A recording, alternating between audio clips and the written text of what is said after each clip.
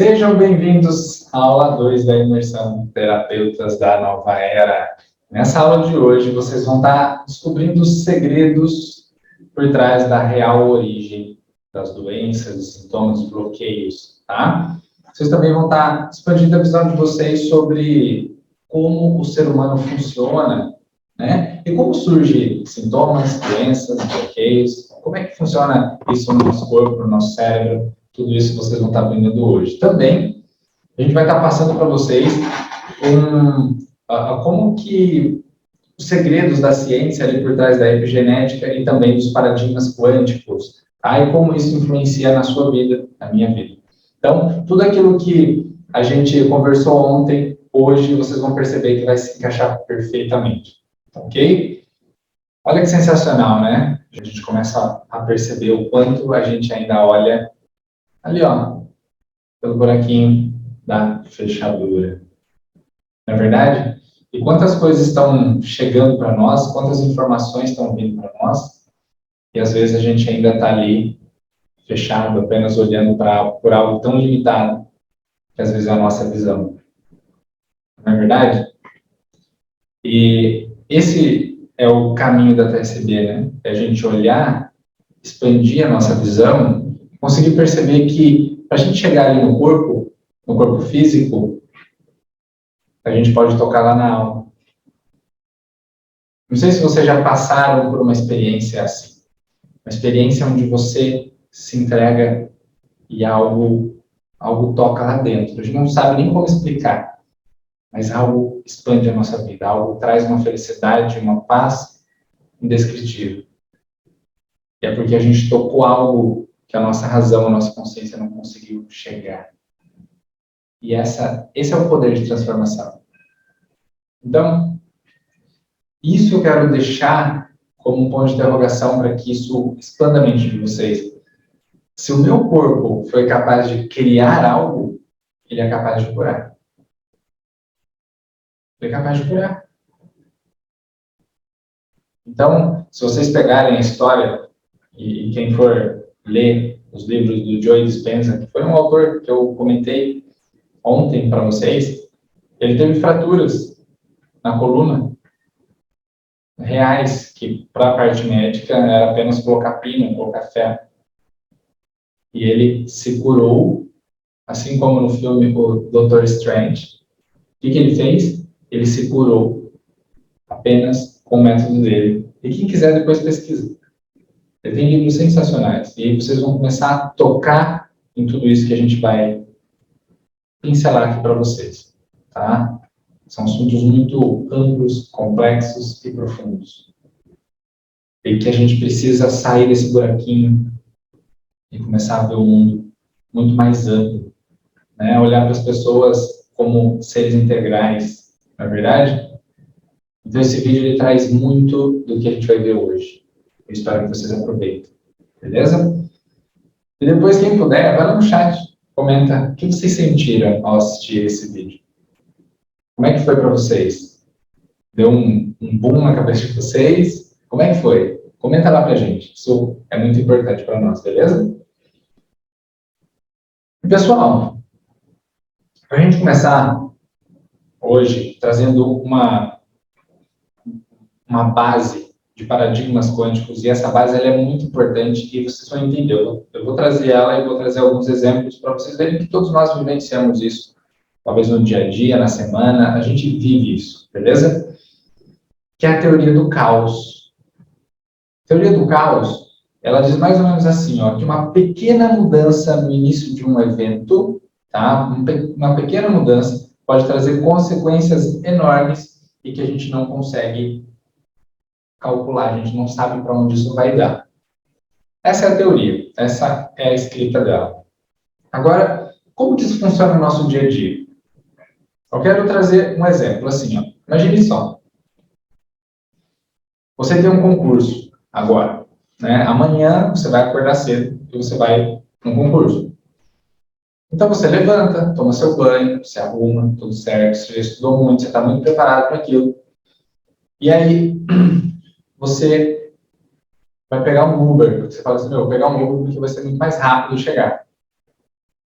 Eis que tem um acidente bem na rua. Logo que você saiu, trânsito fechado, nada anda, nada anda, nada anda. Então chega um ponto onde você desce do carro, vai a pé mesmo, mas quando você chega lá, os portões já estão fechados. Se instala um caos, certo? Um planejamento, o início do evento que era você chegar, o concurso não acontece. Um caos se instala dentro de você, você fala, meu, eu estudei o ano todo para isso, não acredito. Então você senta e chora. Está arrasado. Né? Está arrasado. E aí você resolve ir voltando para casa a pé.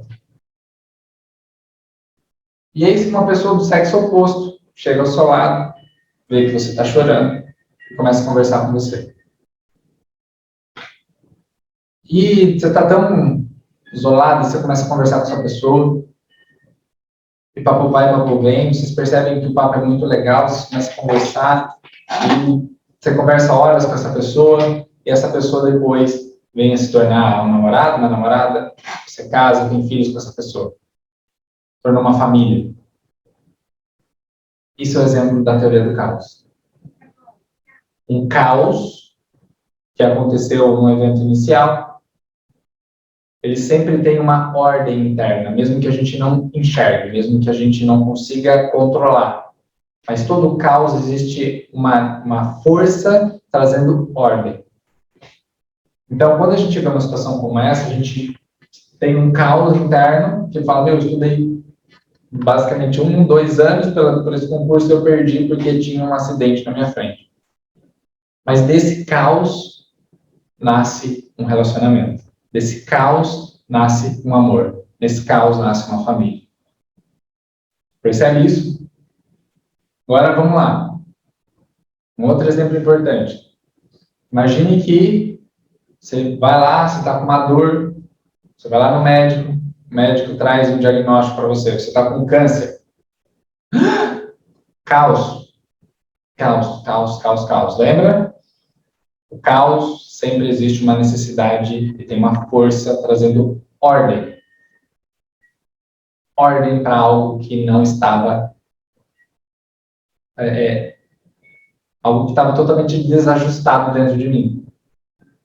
Então, o sintoma, o caos que acontece, já é um início de uma ordem. E quando a gente é capaz de ajustar essa ordem, pensando fisicamente mesmo, a gente obtém a cura. Entende? Essa é a teoria do caos. A gente precisa estar muito bem ancorado e amparado para isso. Sabe? Eu vejo que quando existe um caos e a gente entende que o caos tem o início de uma ordem, a gente consegue nos manter serenos, calmos e seguindo a nossa vida. E não descabelando e gritando. Então, quando a gente entende que, opa, é um momento difícil de sofrimento, mas eu vou dar conta, porque eu sei que existe uma ordem, existe um momento que precisa de ajuste. Entende? Então, quando eu consigo estar nesse estado, a ordem acaba vindo muito mais rapidamente. A cura acaba vindo muito mais rapidamente. Então, a teoria do caos, gente, é isso. E é muito importante que vocês se coloquem. Quantas vezes talvez vocês não viveram caos? Não é? Num término de relacionamento. Numa, sei lá, reprovei de ano. Não passei no vestibular.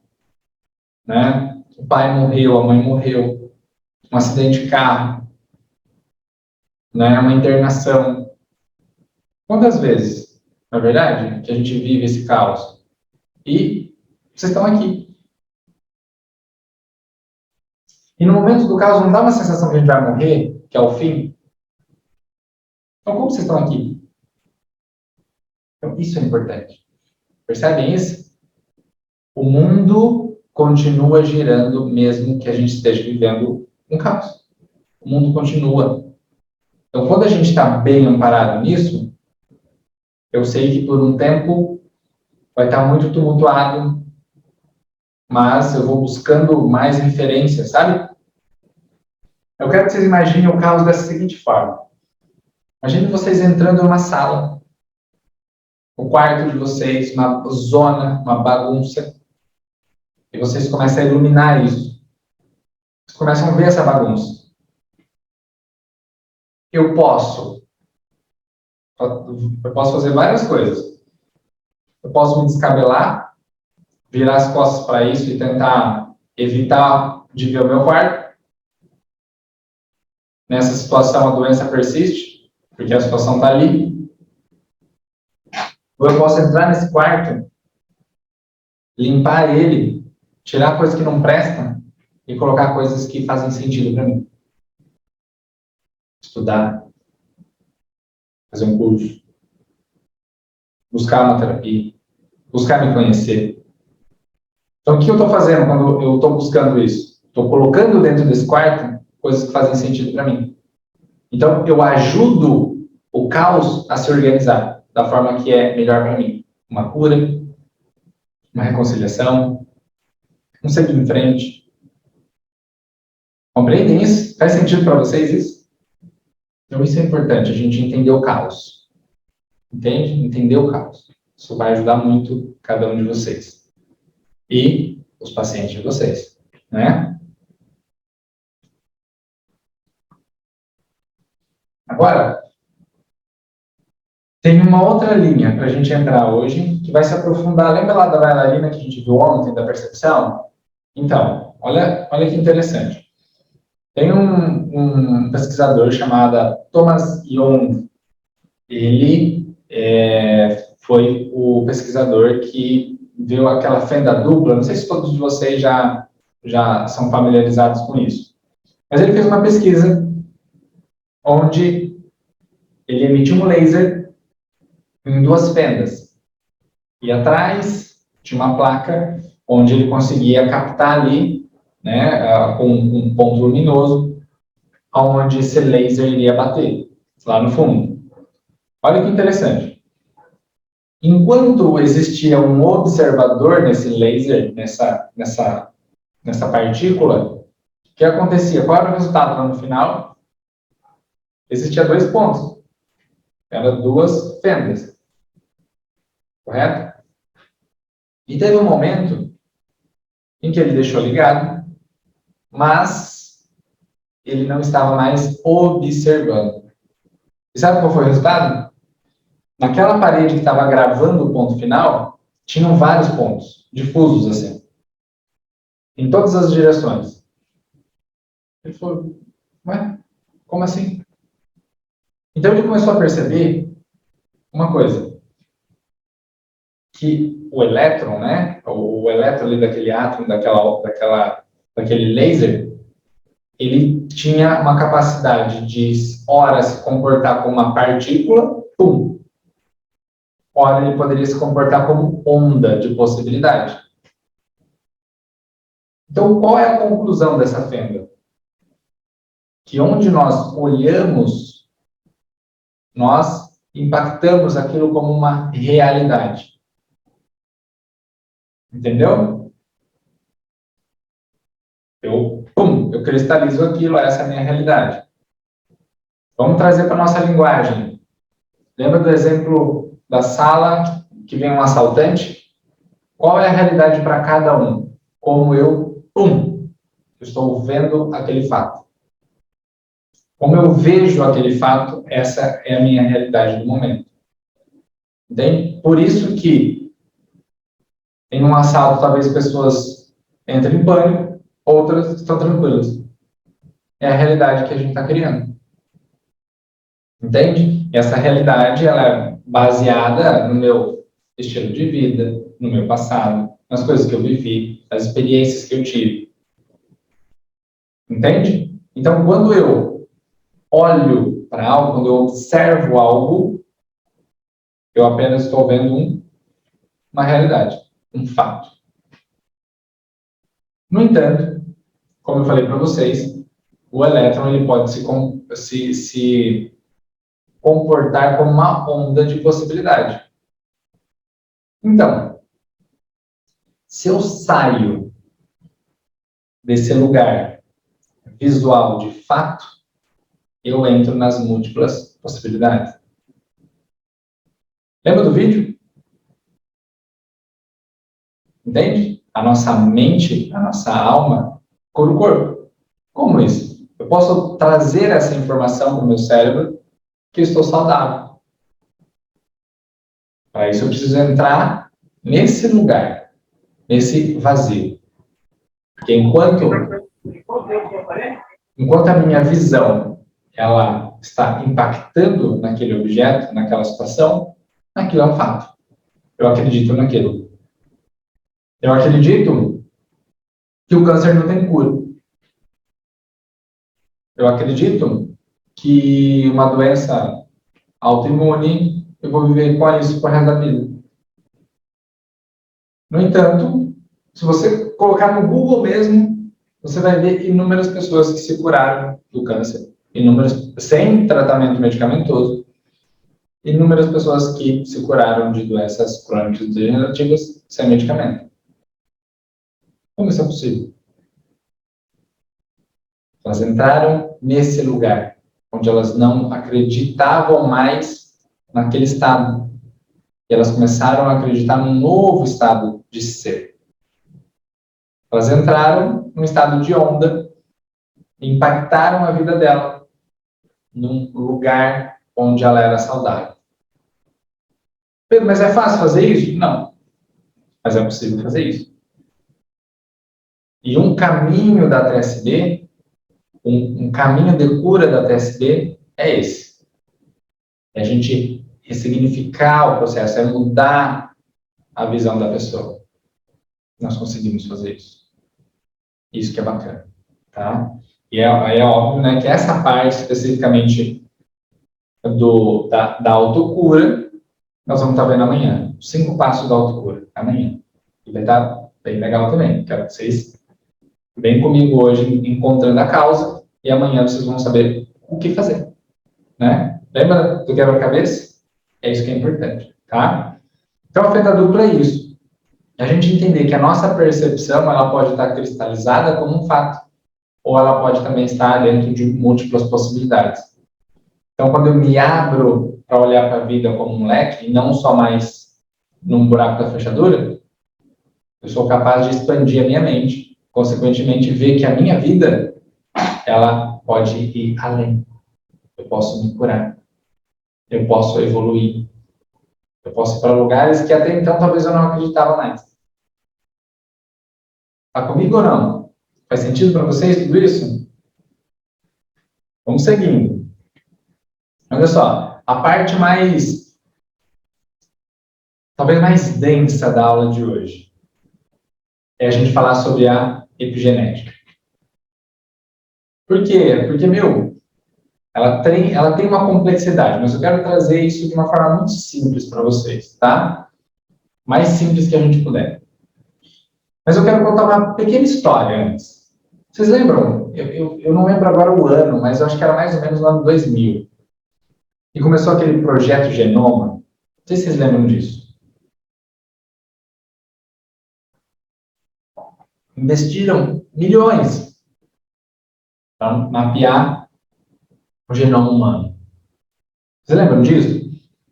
Então tinham promessas, né? Que iam acabar com as doenças do mundo, iam descobrir que a pessoa ia ficar doente daqui a 30 anos, então já iam preparando o corpo da pessoa. Tinha um monte de teoria ali. Mas qual era o olhar do projeto Genoma? Extremamente materialista, olhando para o corpo como o Dr. Strange. Lembra? Célula, corpo, massa, só isso. Mas o que esses pesquisadores não esperavam é que nós não somos só corpo. Nós temos uma mente ali. Nós temos um ambiente ali. Nós temos uma alma ali. Isso eles não esperavam. Nós temos uma consciência que age além da genética. Entende? Então vamos lá. Então, o que aconteceu com o projeto Genoma? Nada, porque não deu em nada mesmo. Eles mapearam, hoje você pode fazer até mapeamento genético, você consegue ver um monte de problema, um monte de gene seu, mas no final das contas não serviu para nada, né? Tanto é que eles se assustaram porque nós temos a mesma quantidade de gene que uma mosca. Não é estranho? Quase próximo a um verme. Mas é estranho isso, não é? E, dentro da pesquisa deles, eles perceberam que tem quase que 90% do nosso DNA, eles chamam de DNA lixo, como se não servisse para nada. E é isso que nós vamos conversar um pouquinho hoje. Porque o que é importante? Que no gene tem os genes, tá? E cada gene, ou grupo de genes, eles vão produzir um aminoácido, uma proteína. E o nosso corpo, a nossa vida, funciona por meio das proteínas. Hormônios, a sintetização, sabe, de hormônios, de substâncias, de tecidos, tudo isso é feito com aminoácido e proteína.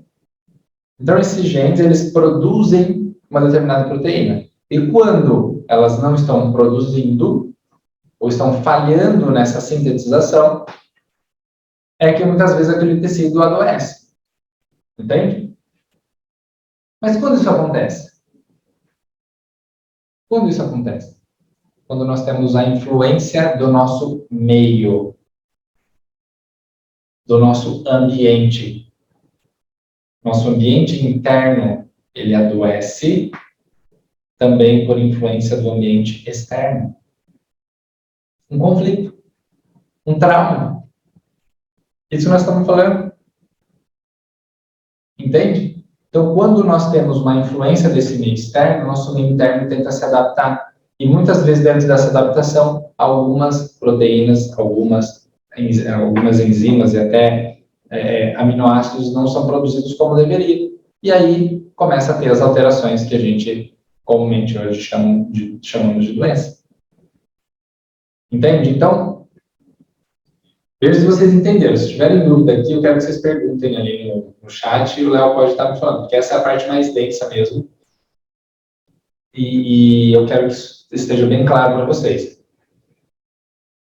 Então, olha só, se um conflito, se o meu meio é capaz de alterar, vamos colocar negativamente, o funcionamento de um gene, de um grupo de genes, vocês concordam comigo que eu também sou capaz de alterar essa mudança e fazer com que esse grupo de gene melhore a sintetização? Eu só preciso entender, olha só que maravilha é isso, eu preciso entender o que aconteceu nesse meio que está causando essa alteração. Que conflito essa pessoa vivenciou? Ou que conflito ela está vivendo nesse momento? Se eu entendo isso, eu consigo mudar isso. Consigo mudar. E aí, se eu mudo o meu ambiente, meu corpo não precisa mais fazer aquilo. Olha que louco isso. Faz sentido? É a mesma coisa assim, ó. Eu bater a minha mão aqui, ó, pá, tinha um prego. O prego tá aqui na minha mão. Tá doendo pra caramba.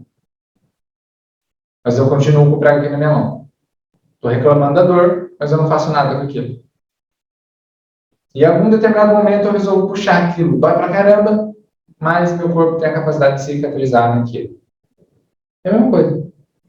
Se eu continuar naquele meio que está estressante, que está me machucando, os meus genes vão continuar fazendo aquilo que eles estão fazendo. Agora, se eu mudo o meu ambiente, e se eu entendo onde mudar, quando mudar e por que mudar, esses genes também mudam. Está comigo ou não? Percebem o quanto um olhar profundo para o ser humano, até onde a gente consegue chegar? A gente consegue chegar lá nos genes do meu cliente, do meu paciente. Olha que maravilha. Não estamos falando nada de superficialidade. Nós estamos falando de profundidade. Entende? Lembra que eu falei para vocês de DNA lixo? Que os cientistas colocaram esse nome? Esse 90% do nosso DNA lixo são as memórias acumuladas de gerações e gerações e gerações e gerações e gerações. São memórias acumuladas. São habilidades, comportamentos, hábitos, traumas, dificuldades, dores. Por isso que, vamos lá. Eu sou da década de 80, sou de 87. Eu nasci em um período que estava naquela transição, né?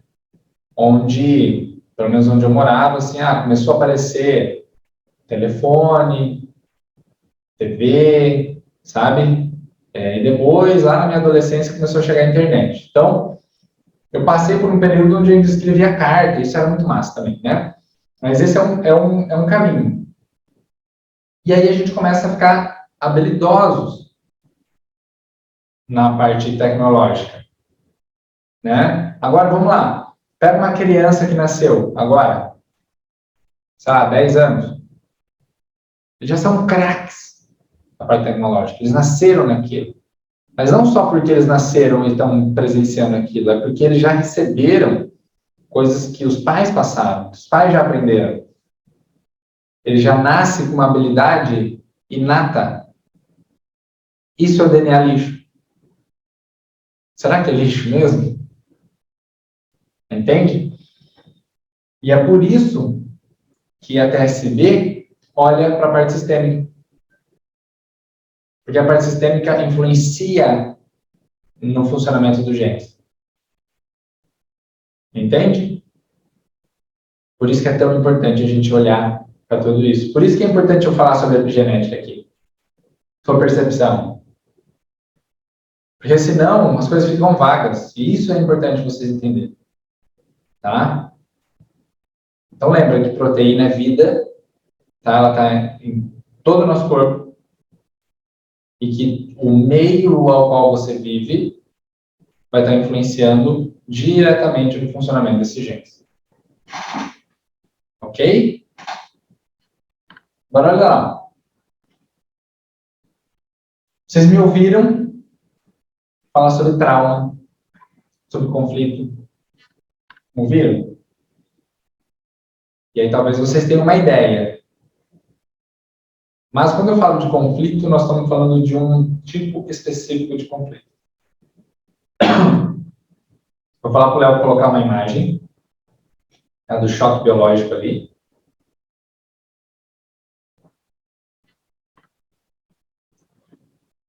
Na hora que aparecer esse me avisa.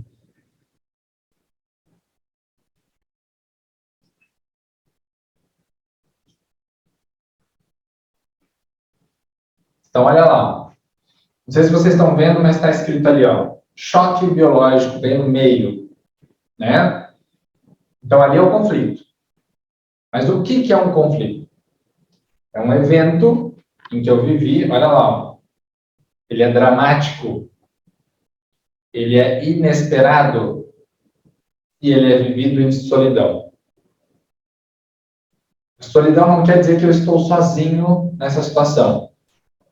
Mas mesmo eu rodeado de pessoas, eu me sinto eu e a situação. Como se eu estivesse realmente sozinho. Entende?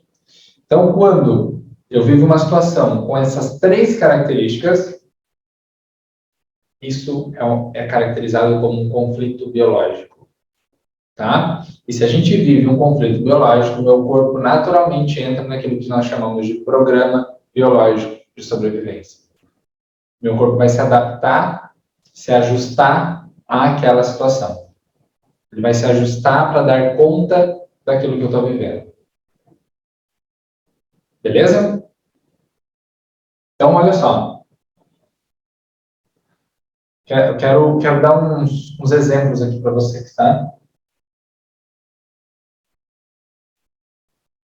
Imagine que meu pai está internado no hospital já há alguns meses. E eu vejo que cada dia ele vai perdendo funções. Até que ele morre. Isso é um conflito biológico? Não, porque não é inesperado. Eu já estava esperando aquilo, eu já estava vendo que no tempo dele ele ia morrer. Então é inesperado? Não. É impactante? É. E talvez até vivido em solidão. Mas isso não se enquadra em conflito biológico. O corpo vai sofrer? Vai. Só vai sofrer, perdeu o pai. Tá tudo certo. Mas vai gerar uma adaptação? Não. Perceberam? Essa é a diferença de um conflito psicológico, que eu perdi meu pai, de um conflito biológico, que gera uma adaptação no meu corpo. Tá? Agora vamos lá.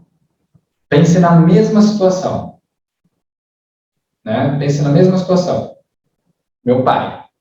Meu pai estava trabalhando na indústria, caiu um rolo compressor, passou por cima dele e morreu. Eu recebo a ligação, olha, seu pai faleceu. Isso é um choque. É agudo, é dramático, né? É inesperado, porque meu pai saiu saudável de casa e eu vivo aquela informação, quando eu recebo aquela informação, eu vivo ela em solidão. As 3 características, isso é caracterizado como conflito biológico. Percebem isso? Simples, né? E, a partir dessa situação, lembra que eu falei sobre percepção lá em cima? Como eu percebo essa situação, como eu percebo o fato, tem regiões específicas do meu cérebro que são impactadas. Tá? Concorda comigo assim, ó? Recebi a informação do meu pai faleceu. Eu posso perceber essa situação assim, nossa, essa notícia ela foi muito agressiva aos meus ouvidos. Eu posso começar a ter problema de audição. Certo? Eu posso olhar para isso com eu não estou conseguindo digerir essa informação que chegou até mim. Posso ter problema digestivo, posso ter diverticulite, diarreia, constipação, gastrite, tá? Compreendem isso? Eu posso sentir isso como uma falta do meu pai, porque meu pai trazia dinheiro para casa. E agora a família inteira vai ter que se adaptar a uma falta quase como assim, a falta do meu pai traz uma falta quase que de comida dentro de casa. Eu posso ter alteração no meu fígado. Entende? Então, como eu percebo o fato que eu recebi, impacta alguma região do meu cérebro, tá? Impacta alguma região e, naturalmente, um tecido do meu corpo começa a se adaptar. Percebe? Isso é complexo ou não para vocês? Quem puder, coloca lá no chat. Ah, estou entendendo, faz sentido, ou, meu Deus, estou um pouco perdido até aqui. Tá? Manda lá para a gente ver como é que está isso daqui. Porque essa parte ela é muito importante para o entendimento da aula, tá? Sobre o conflito. E se tiverem perguntas, mandem, tá? Sobre o conflito biológico. Ok? Agora, eu vou pedir para o meu querido Léo colocar a segunda imagem, tá? Que vai ser um gráfico ali para vocês. E nesse gráfico que o Léo vai colocar para vocês, vocês vão perceber o seguinte, tá? Esse é o caminho que um conflito biológico tem. Tá? É um caminho. O caminho desde você estar normal, vivendo a sua vida, com o funcionamento normal do seu corpo, tendo conflito, vivendo a adaptação, entrando em fase de cura e o seu corpo se curando por completo. Tá? Nesse gráfico tem tudo, eu vou estar descrevendo ele passo a passo para vocês. Tá? Só antes, eu preciso explicar um pouquinho para vocês sobre essa parte amarela que está escrito simpaticotonia, essa parte verde de baixo que está escrito vagotonia, ou nós podemos dar o nome também de parasimpaticotonia. O que é isso? Para quem nunca viu isso, está falando, meu Deus, o que ele está falando? Né? Então, vamos lá. Isso é um nome dado ao sistema nervoso autonômico do nosso corpo. E o que ele faz? Tá? Para ficar claro, tá? Eles são nervos. Galera, eu vou tomar um banho, tá? Só sai um som aqui. Alô. São Cuida aí, nervos que vão Gê, sair de cada das segmento comidas do vertebral. Então, Crohn. cada vértebra do nosso corpo, lá da coluna, cada vértebra vai estar As saindo coisas que o Lê tá fazendo aí. por isso que a gente movimenta, para a gente sentir. E tem nervos autonômicos. Sabe aquelas funções que a gente não precisa pensar e o nosso corpo já reage? Tipo assim, ó. E quando a gente está com frio, o nosso pelo ouriça. Você não pensou para fazer aquilo, mas ele ouriça. Não é verdade? Quando você come, você não precisa pensar para o seu estômago para liberar hormônios, para liberar enzimas, para absorver substâncias. Você não precisa pensar para isso. Concorda comigo? Então, toda essa função autonômica que não precisa do meu pensamento, não precisa da minha ação, é controlada por esse sistema nervoso autonômico. Então, basicamente, ele controla tudo no nosso corpo. Controla tudo. Todos os tecidos do nosso corpo têm influência autonômica. E o simpático, ele tende a ser um sistema nervoso mais excitatório. Tá? Então, ele excita mais o nosso corpo. Por isso que vocês vão ver o simpático para cima ali, ó, naquela voltinha que faz, tá vendo? O amarelo quer dizer que é durante o dia. Sabe quando a gente acorda, a gente desperta, sabe? Então, nesse período, eu tenho mais ação do meu sistema nervoso simpático, tá? E o verdinho ali para baixo é o sistema nervoso parasimpático ou vagotônico, que é mais o período da noite, ou o período pós-alimentação, quando a gente come coisa pesada, não dá sono. É porque a ação, principalmente do nosso sistema digestivo, é desse sistema nervoso parasimpático. Entende? Então,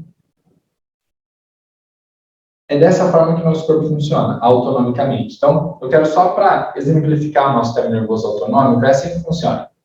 A gente recebe um monte de informação, como eu expliquei ontem para vocês, de luz, de temperatura, de pressão, de umidade, de tudo, de audição, tudo, e o nosso corpo vai se adaptar. Quem que adapta o meu corpo? O sistema nervoso autonômico. Entendeu? Por isso que ele é importante. Por isso nós estamos falando dele. Porque quando ele está desregulado, é que normalmente a gente vai ter as nossas alterações, nossas adaptações e as chamadas sintomas de doença. Ok? Então, olha só. Vamos lá. Começando lá daquele iniciozinho, onde tem aquelas voltinhas, sabe? O amarelo sobe, o verdinho desce. Amarelo sobe, o verdinho desce. Aí vai ter um ponto específico ali para começar aquela situação azul ali. Vocês vão ver que vai estar escrito DHS. O que significa DHS? Em inglês, chama Dirk-Hammer Syndrome, tá? Que é o nome que o Dr. Hammer deu para um choque biológico. Dirk-Hammer é o nome do filho dele que faleceu, tá? Então, ele deu o nome de Dirk-Hammer Syndrome. Mas os brasileiros são maravilhosos, eles adaptaram isso para dia, hora, segundo. O momento exato que a gente vive um conflito. Pá, o choque.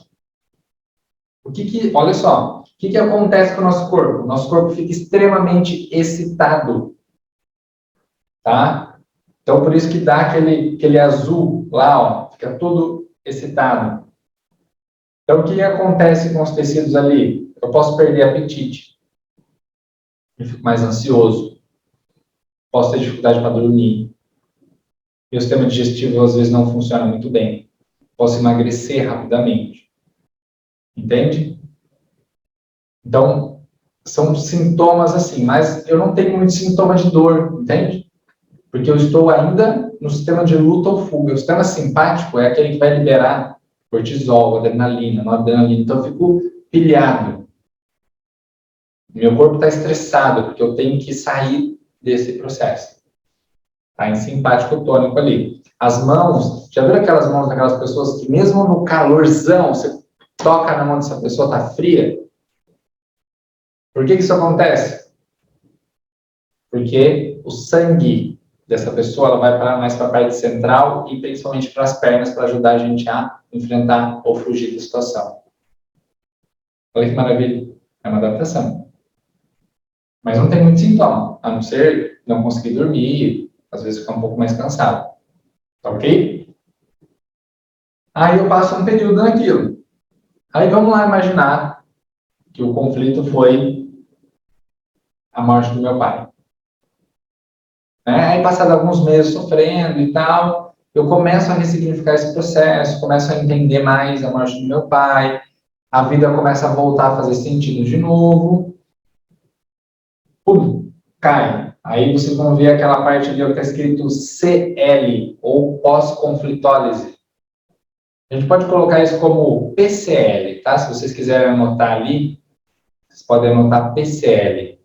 E aí vocês vão perceber que tem a PCL-A e a PCL-B. Né? A PCL-A é o início do sintoma. Aqui é sintoma puro.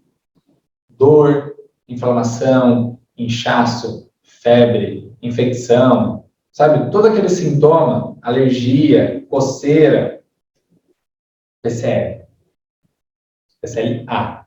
Tá? Essa é uma fase que tem muito líquido, a gente fica mais demasiado, volta o apetite, tá? À noite a gente pode ter muito suor, em alguns casos específicos, tá? Que é o suor noturno mesmo.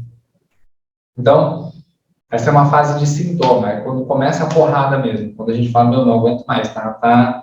Tem muito sintoma, tá? Febres altas, tá tudo aqui. E aí eu estou passando por isso e eu vou dando condições para o meu corpo passar por isso. Aí vai ter aquele azulzinho, aquele pico ali que chama CE, que a gente chama de epicrise. Sabe aquelas crises de espirro? O olho às vezes fica dando aquelas tremidinhas. Cãibra, crise de tosse. Essas crises também tem uns períodos, provavelmente já aconteceu com vocês. Período onde a gente começa a eliminar muito líquido. Parece que, nossa, hoje eu fui 16 vezes no banheiro fazer xixi, às vezes até diarreia. Quando a gente percebe que a gente está eliminando líquido, a gente está nessa fase da epicrise, porque eu estou eliminando aquele excesso de líquido da PCL-A. Compreenderam? E isso é importante. Por quê? Se o meu corpo está inundado de líquido, meu corpo não cicatriza. Tá? O corpo não cicatriza. Então, a PCL-A a gente pode colocar como inflamatória. Tá? Se vocês quiserem anotar aí, quem está desenhando, anotando, pode colocar a PCL-A como inflamatória. Um exemplo disso é só vocês pegarem assim, ó. Lógico que vocês não precisam testar isso em casa, né? Vocês cortam o braço de vocês, os dois braços. Deixa sangrando. Um braço você deixa dentro de uma bacia cheia d'água, um balde cheio d'água. O outro você deixa seco. Você vai ver uma coisa acontecer. O que está seco, ele vai começar a secar, né? Ele vai ter aquela fase inflamatória, ele vai secar e vai criar aquela casca seca. Tá? Essa casca seca é a fase da PCL-B, que é a fase de cicatrização. Então, PCL-B, quem quiser coloca fase de cicatrização. Mas para a gente cicatrizar de verdade, eu preciso eliminar líquido. Então, se lá dentro do meu corpo está inundado de líquido, eu não curo, eu fico preso. Entende? Fico preso. Nesse looping, que daqui a pouco eu vou estar falando dele para vocês. Tá? Então, eu passei da PCL-A, estou com muita inflamação, entrei na epicrise, comecei a eliminar líquido, meu corpo começa a cicatrizar, cicatrizou, vida normal. Entende? Esse é o nosso gráfico do conflito biológico, de um processo onde meu corpo se adapta, começa o processo de cura, finaliza a cura. Entenderam isso? Então, esse é todo um caminho, né? E amanhã, vocês vão ver os 5 passos ali. Lembra que eu falei para vocês? Amanhã vai ter os 5 passos para vocês verem. Tá, mas espera aí, Pedro. Esse gráfico é lindo. Mas por que então eu não me curo? Né? Talvez você ainda não ressignificou esse processo. Esse é um dos passos. Vocês vão ver amanhã. Vou estar aprofundando mais nisso para vocês amanhã. Talvez você não descobriu a origem do seu problema. Não é? Mas tudo isso eu vou estar falando para vocês amanhã. Agora, o Léo vai continuar nessa imagem para vocês. Por quê?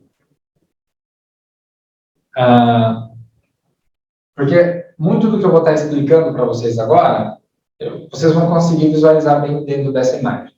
Tá? Então, olha só. Tem uma questão ali dentro, que é o sentido biológico da doença. Né? Por que meu corpo está fazendo isso comigo?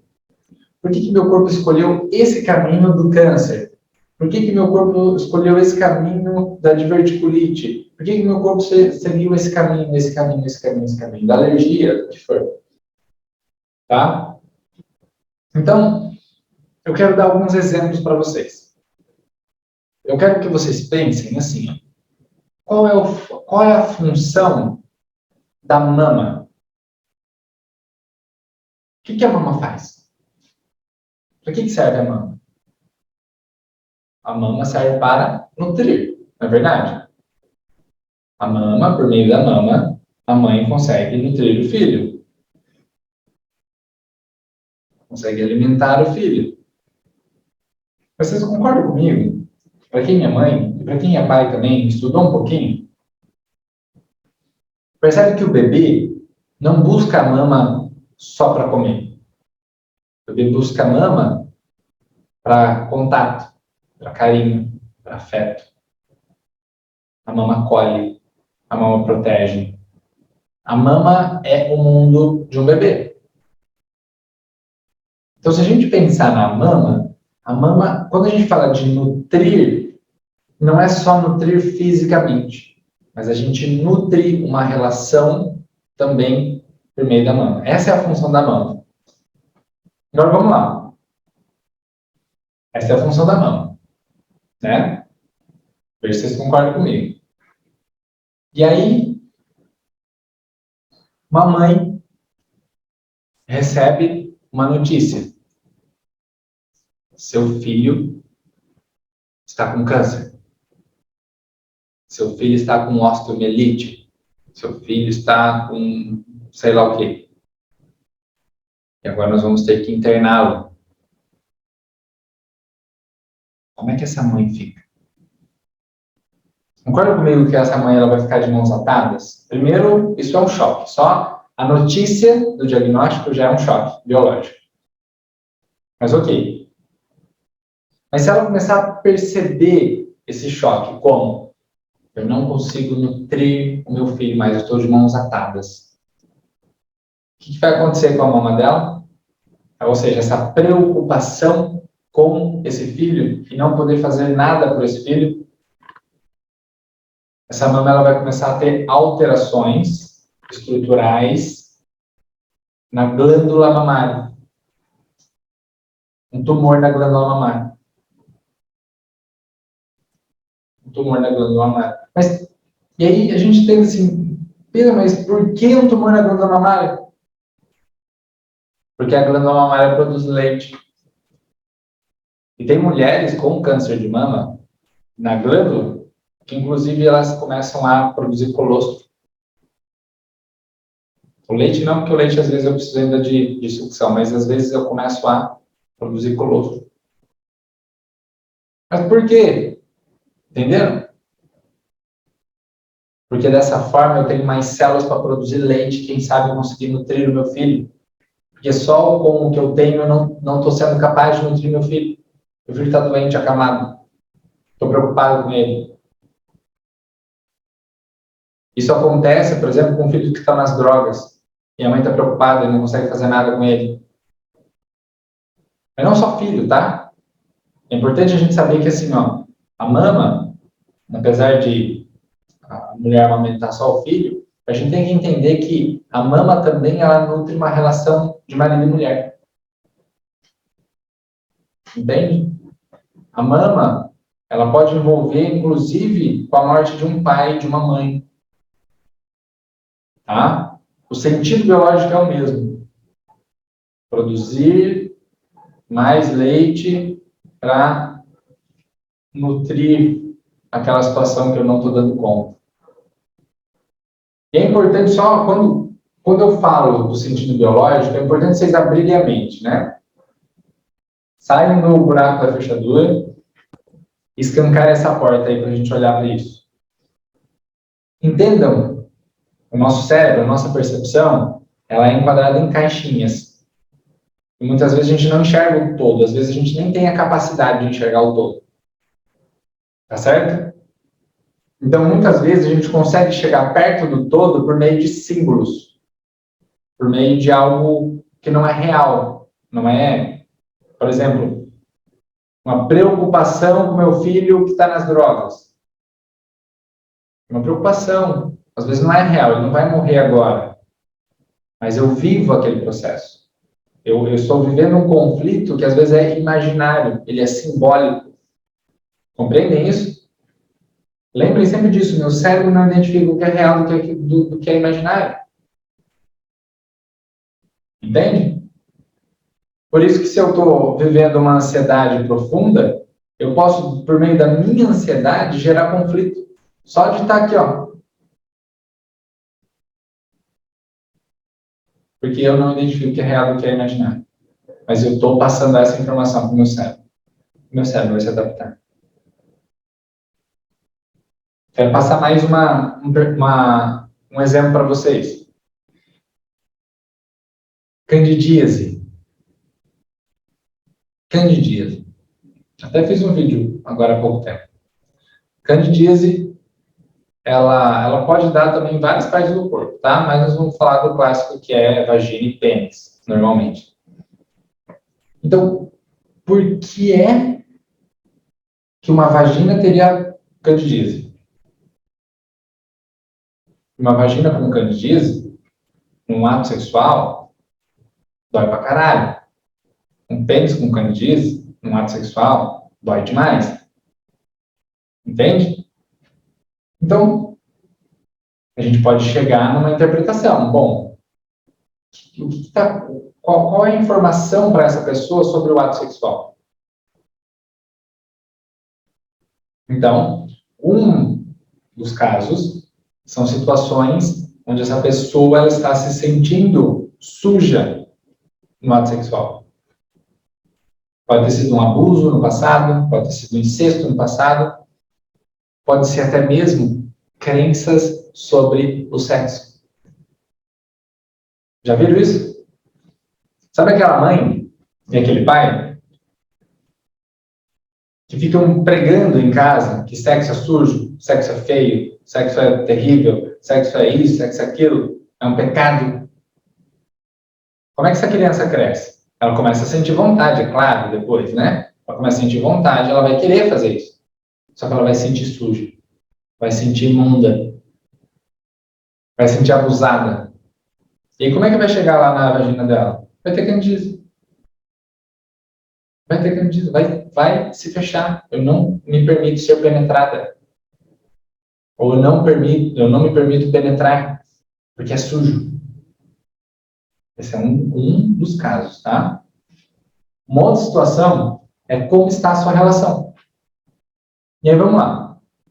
Imagine uma mulher, e mesmo que a gente não queira, tá? Mesmo que a gente não queira, existe a gente tem uma história de uma sociedade patriarcal, certo? E a mulher, ela tem, na sua essência, muitas vezes uma necessidade de ser cuidada, tá? Então, se a gente pega uma relação onde a mulher está se tornando meio que mãe do parceiro, ou seja, ela que trabalha, ela que está sustentando, ela que tem que cuidar do parceiro, ela que faz um monte de coisa, e ela começa a olhar para esse parceiro como um bosta, como é que vai estar esse ato sexual? Vai estar legal? fazer sexo com o filho? Não é muito legal isso não, né? Entende o que ele diz? Eu me fecho pro ato sexual. Entende o sentido biológico? Uma pergunta aqui da Raquel. Tá. Entra aqui um abuso acontecido com o irmão nessa situação que a gente diz?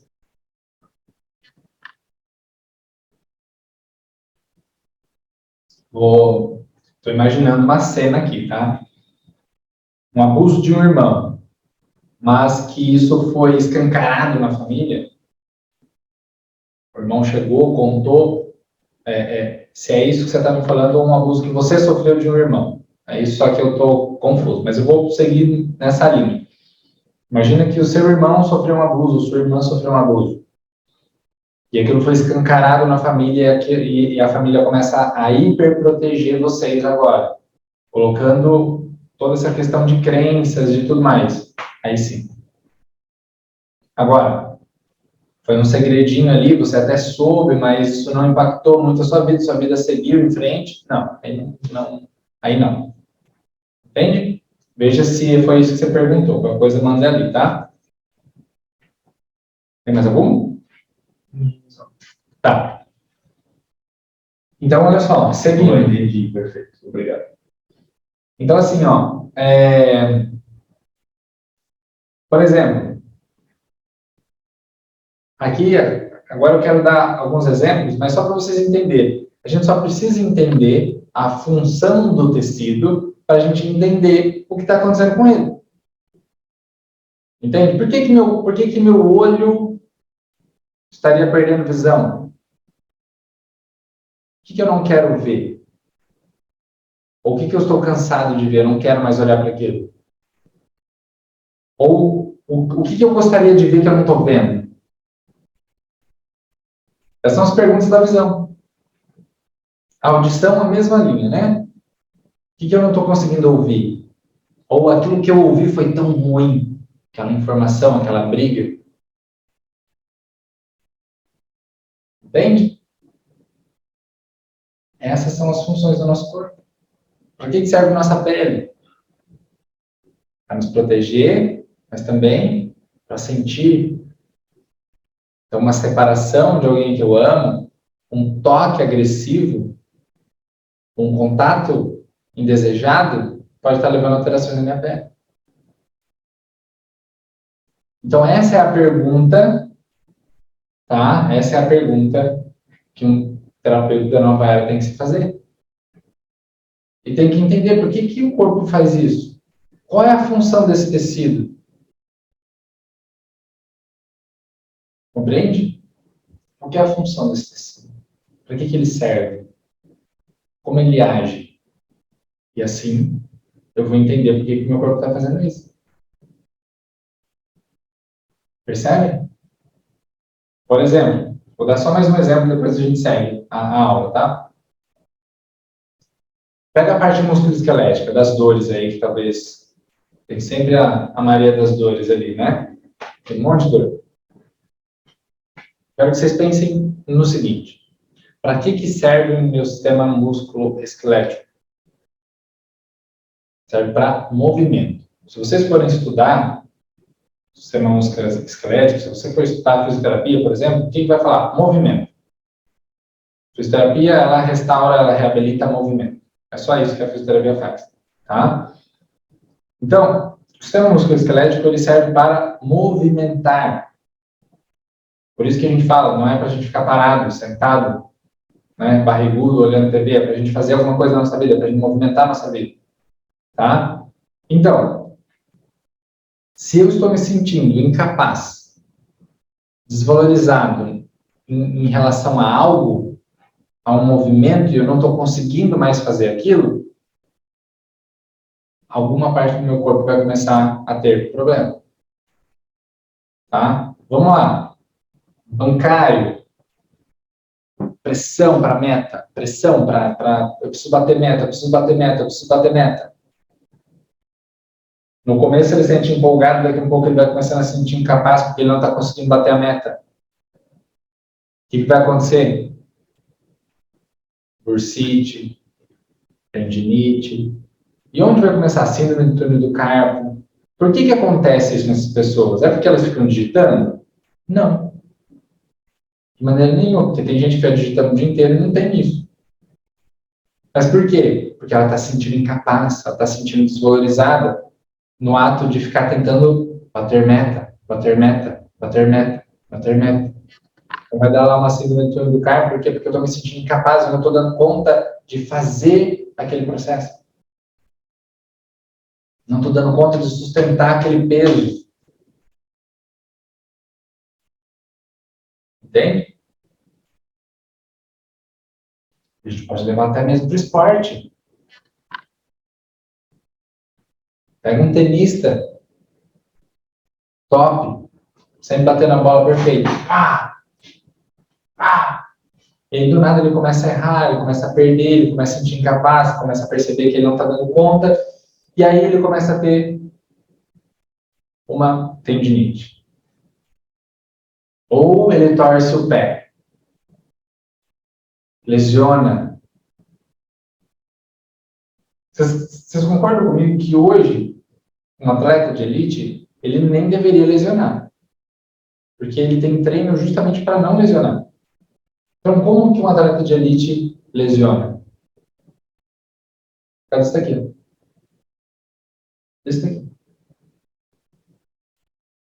Olha que maluco. Tá? Vocês sabiam? Não sei se vocês sabem disso, mas tem alguns times da NBA que tem fisioterapeutas aplicando microfisioterapia neles. Durante o jogo. Quando eles têm meio que uma falseada, assim, que às vezes é traumático e eles estão percebendo alguma coisa, ele vai lá e já corrige algo no corpo, toca o cara para jogar. Por que é tão importante hoje, seja em qualquer tipo de esporte, ter algum terapeuta, ter um psicólogo? Por quê? Para trabalhar isso aqui. Porque se isso daqui não está legal, ele vai lesionar. Ele vai lesionar. Isso já é comprovado. Mas por quê? Porque a pessoa está se sentindo incapaz. Ela não está conseguindo mais fazer aquilo que ela fazia. Estão comigo ou não? Faz sentido para vocês isso? Agora vamos lá. Mantendo aquela imagem, tá?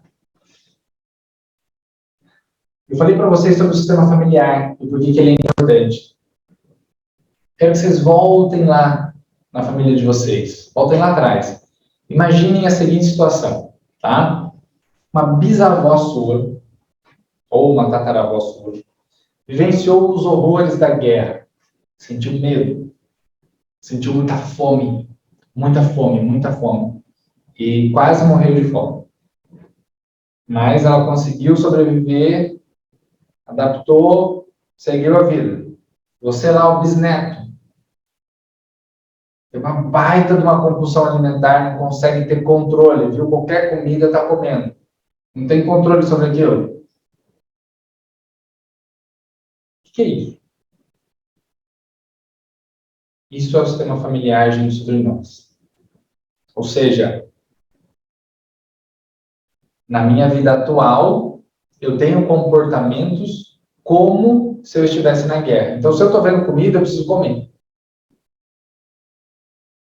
Tá? Essa é uma das formas. Agora eu quero trazer um outro exemplo.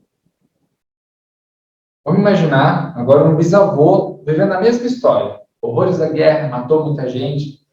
Era questão de matar ou morrer. E ele se tornou um cara extremamente agressivo, nervoso. Teve uns 3 filhos lá e morreu cedo. Aí você é o bisneto. Bisneto. E aí, você é um cara extremamente sereno, tranquilo mesmo. E aí, chega um determinado momento da sua vida, tá? Lá para os seus, sei lá, 20, 30 anos. Você começa a ter momentos de muita discussão e briga com o seu chefe no seu trabalho, ou o seu sócio no seu trabalho. Mas tem muita briga, muita divergência. Ali entra a guerra. Uma guerra diferente, mas é uma guerra. Nesse momento, ativa em você a memória do seu bisavô. E aí você começa a se tornar agressivo, grosso, estúpido, violento. Você não sabe por quê. Aí vem você fazer uma sessão de TSB. E a gente traz essa informação do bisavô, que teve uma história terrível na guerra. E é nesse caminho que o corpo funciona. É dessa forma que o sistema familiar age sobre nós. É dessa forma que os 90% do DNA lixo funciona dentro da gente. A raiva serviu para esse bisavô sobreviver. Essa foi uma habilidade de sobrevivência. Isso é passado adiante, mesmo que eu não seja raivoso, mesmo que eu não seja agressivo. Mas é uma habilidade que está dentro de mim. Que meu bisavô precisou dela para sobreviver. Então, quando eu vivo uma situação que é impactante ali, meu corpo vai recrutar habilidades de alguém para conseguir dar conta. E aqui, imagina, quantas gerações lá para trás, quantas pessoas antes de nós precisaram existir para a gente estar aqui. Né? E aí, vamos lá. Algumas coisas, elas precisam ser ditas, isso é importante. Por exemplo, nós percebemos um ciclo do conflito. Lembra aquele gráfico? O gráfico está aí ainda, Léo? Tá? Não. Coloca o gráfico aí para mim. Porque assim, ó, tem o ciclo do conflito. Lembra que eu passei para vocês o passo a passo do conflito? No entanto, tem situações que a gente vive que, quando a gente chega lá na PCLA, faz com que a gente volte para a fase ativa lá do DHS, lá na fazinha, lá naquela imagem azul. Eu saio do vermelho, vou para o azul, entro no vermelho de novo, vou para o azul, e assim eu fico vivendo o ciclo do conflito. Por exemplo, quando eu fico relendo o conflito. Essa é uma das causas. Meu conflito é com o meu chefe, todo dia eu estou vendo a cara dele. Toda vez que eu vejo a cara dele, eu ativo meu conflito. Volto para casa, entro no PCL, vejo meu chefe, fico simpático, e eu fico nisso. E aí, é nessas situações que nós temos essas doenças crônicas que não curam com nada. A pessoa já tentou de tudo e não cura. A gente precisa entender por que não está curando. Essa pessoa está no ciclo do conflito. Entende? E aqui tem N exemplo, né? Esse do chefe. Sabe? Tem algo muito, muito legal. Imagina aqui que você teve um término de relacionamento e o seu parceiro usava um perfume que você adorava. Aí vocês terminam. Aí toda vez que você sente aquele perfume, talvez você nem se lembre mais dele, mas aí você começa a ter rinite. Ou até sinusite. Isso ou seja, é uma coisa que você ainda não curou, mas que você releu ali no cheiro. Entende? Nosso corpo é sábio, gente. Nosso corpo guarda as informações. Não é legal isso? Esse é o ciclo do conflito, tá? Agora nós temos o ciclo da autocura, que é todo aquele percurso que a gente percorreu. Né? Eu vivenciei um trauma, meu corpo se adapta, eu ressignifico esse trauma, entro na fase PCL, entro no processo de cura, passo por toda essa fase e meu corpo volta ao funcionamento normal. Tá? Lembra que eu contei para vocês o passo a passo da minha história? É o gráfico perfeito. É o gráfico que vocês estão vendo aí. E todos vocês já passaram por isso. Todos vocês já passaram por isso. Entende? Mas, muitas vezes, você não precisou buscar uma terapia. Porque você superou sozinho.